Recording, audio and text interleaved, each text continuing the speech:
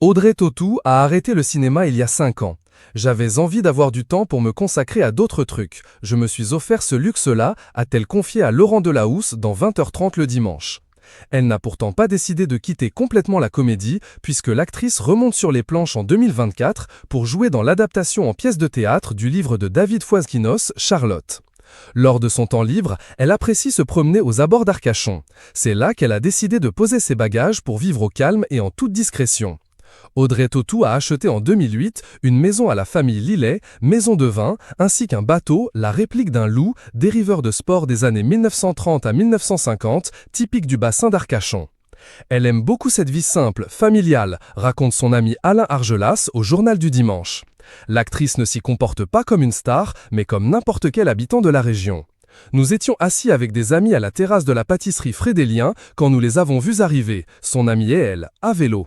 Elle était toute menue, perdue dans une parka matelassée trop grande. Elle s'est assise sur le rebord de la devanture pour avaler son croissant, rapporte Sophie Juby, qui tient un blog sur le Cap Ferret. D'ailleurs, d'après l'homme d'affaires Benoît Barterotte, qui possède un domaine au Cap Ferret depuis 1985, tout le monde l'adore. Elle a tout de suite été adoptée comme tous ceux qui ont adopté les mœurs du coin.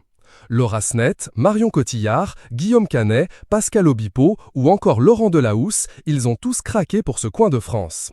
Si cette destination est si prisée par les célébrités, c'est qu'elles aiment retrouver une part de leur enfance, revenir à l'essentiel, et puis c'est l'un des derniers endroits où ils sont tranquilles, révèle François Lafitte, gérant du restaurant chez Hortense et proche de l'actrice.